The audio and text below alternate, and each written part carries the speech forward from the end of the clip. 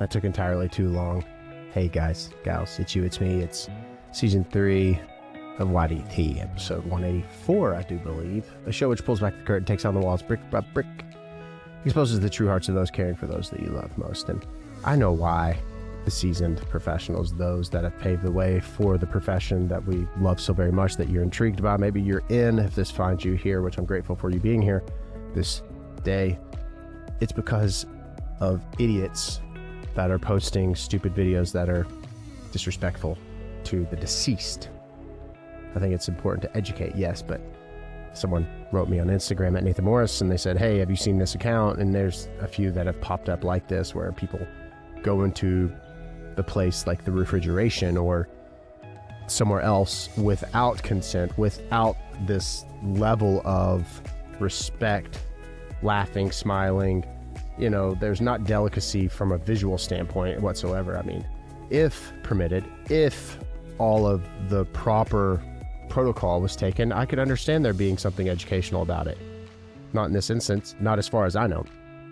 And from what I saw visually, them in a cooler, refrigeration, seeing people in sheets or bags imprinted, you know, you don't see a person, but you know there's a person. It's for the shock value. Titles saying don't click this video, you know.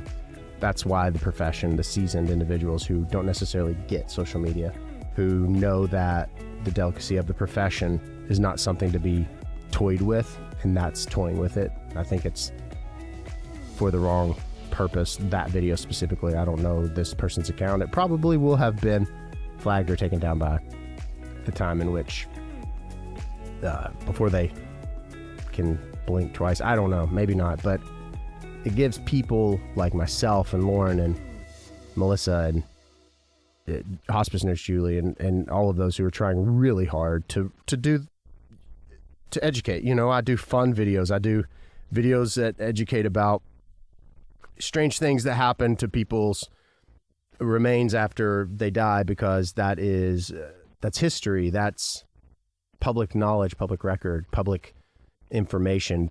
200 years have since passed. It's not like yesterday and you're talking about a family that's currently in your care. I mean, there's just so much to be delicate with, and I get it.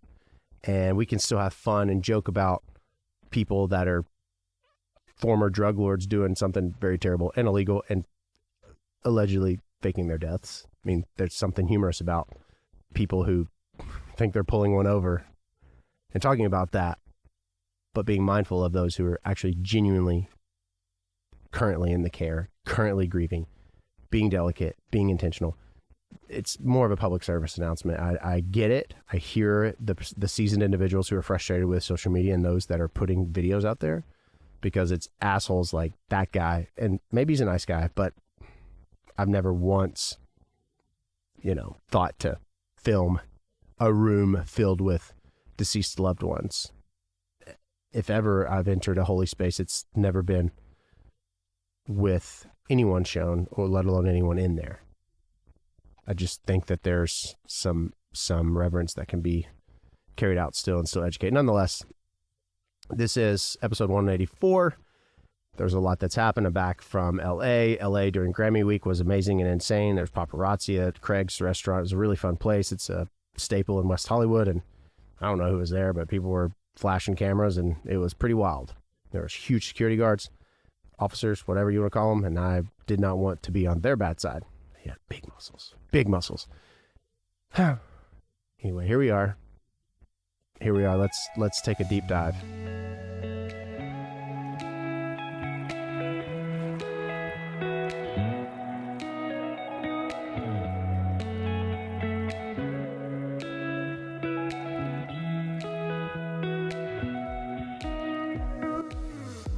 I'll never forget my first call. My first call was it was memorable, because we showed up to a road that's really close to the river. And those are the homes that are probably early 1900s, when my hometown was really developing out. It was developing west first before it went south, and maybe it went south too, but nonetheless, these are small homes located close to the river, and we show up in the corners outside. What have I said about that? And if you follow me on every social, Nathan Morris Music on TikTok, which subscribe, because $5.99 a month, we're going to be touring 2024. Got a lot of shows tentatively. And the moment that they become official, we announce them. And if they're in your city, for sure, one of the perks of being first looks, first listens, first watches, not to mention every Sunday going live for subscribers only at 10, 9 Central. We have opportunities for VIP hangouts, VIP meet and greets for $5.99 a month on TikTok. But I was talking about how in the corners outside, that's a bad sign.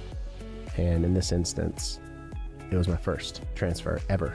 We show up in the 2012 Dodge Caravan. It was light navy, almost gray. And Mr. Day was outside smoking one of his, what are those called? Black and Milds? Yes, a Black and Mild, leaning against the pole, the light pole for the street. And he's staying outside because the home, this small little shotgun home, had a loved one inside. Not only that, but insane amounts of trash.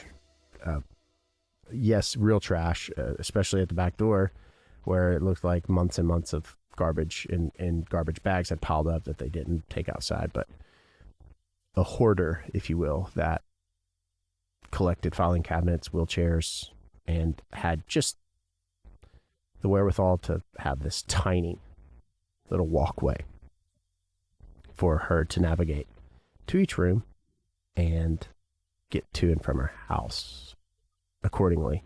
And if you follow me on YouTube at Nathan Morris Music, all these episodes you could see in video, I'm over here showing just this tiny walkway that you could walk through.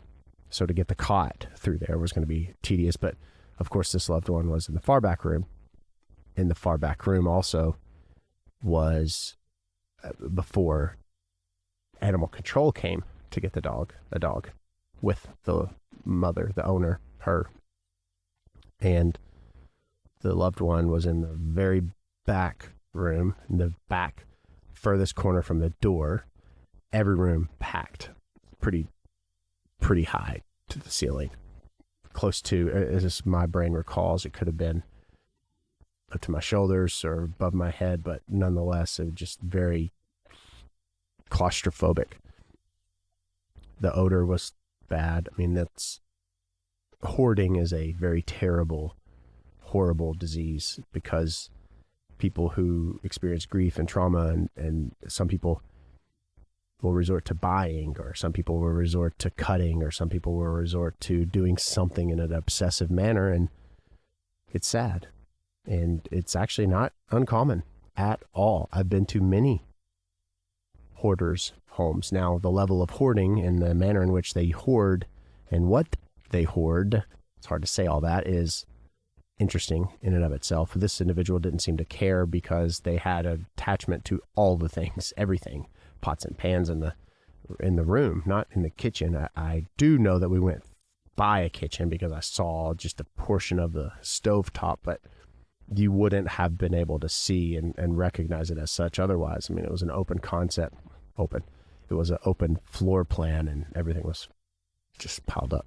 We get to the loved one, her room, and the bed just had a tiny spot that could have been used to be laid on, and they were not there. They were actually in the midst of their things on their back, and probably a heart attack is what ended her life, because usually whenever someone is experiencing a heart attack, so I've heard from coroners and other individuals, is you get very hot, and so you will work to take your clothes off. So it's very common because you want to take your pants off to get some fresh air. And that's what this individual had done. And in her lap was a bunch of dog toys.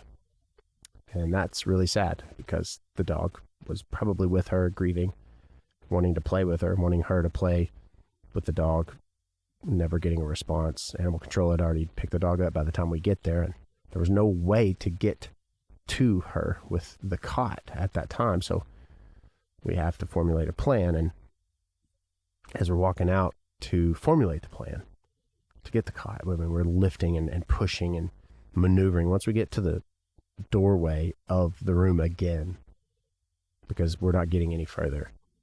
We inquire about her next of kin, her loved ones.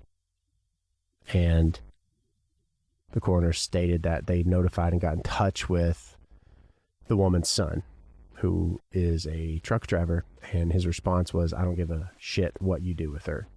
I.e., he didn't care. He had no part of. The thing he did commit to and say he would take care of would be the cremation authorization forms. He was the legal next of kin and signing off on. She was not married, but he didn't care. I don't care what you do with her, which made me very sad. I don't know what the dynamic was. I don't know.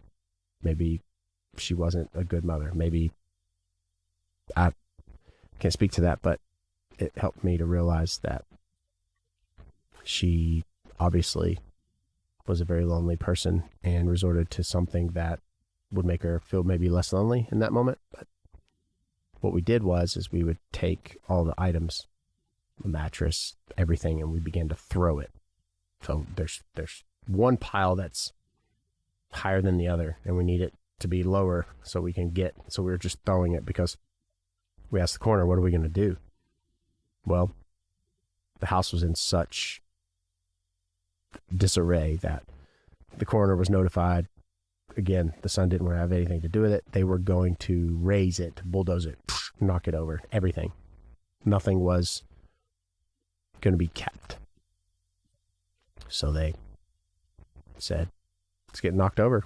So there was obviously law enforcement there as well, because that's kind of a protocol thing. But we all assisted, gloved up, and taking items that were memorable probably to them and moving them, just having to toss them to the other side so that we could retrieve her, so that she could have care. Obviously in life, she was alone, and in death, if we could help it just for a little bit in some small manner, her not be.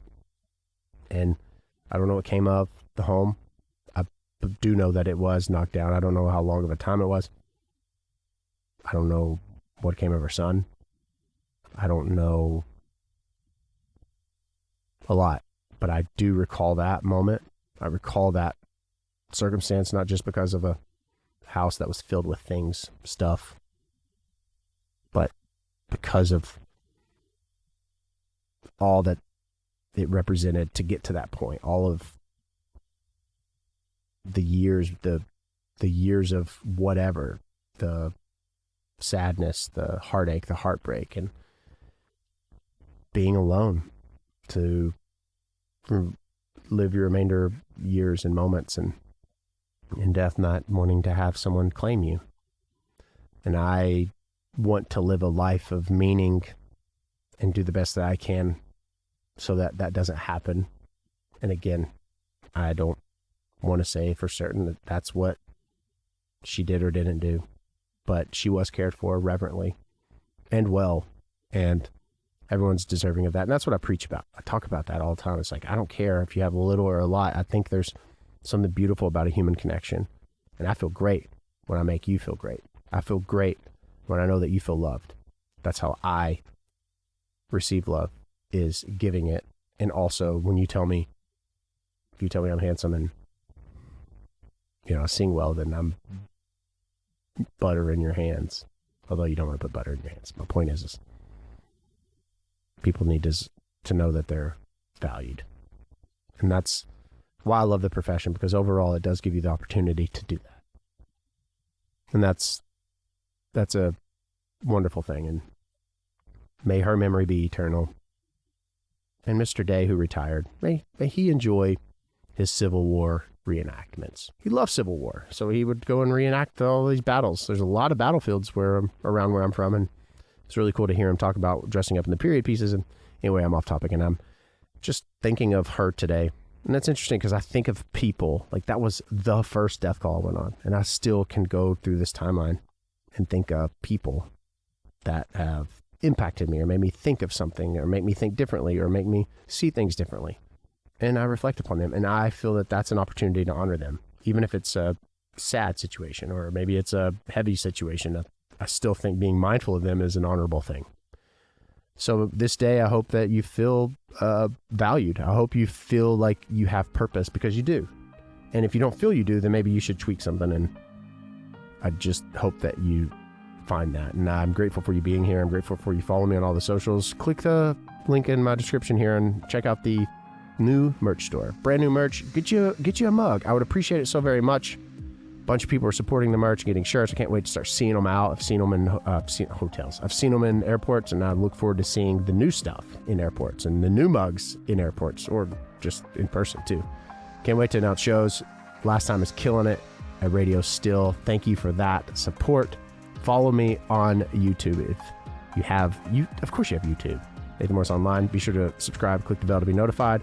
Make sure you consider following Bonus Noise. It's subscribers only. It's look into the guts of, the heart of, the journal of, where it goes a lot deeper. Subscribers only, $4.99 a month. But just thanks for supporting, because shit's tight. Everybody's tight right now, the economy, and you have a million other things that you could be buying. So for you to financially support with purchasing merch, being here, it means so very much to me. Find what you love, be nerdy about it. I appreciate you more than you know. This is episode 184 of season 3 of You'll Die Trying. You matter. You're worth it. We'll see you at the next one.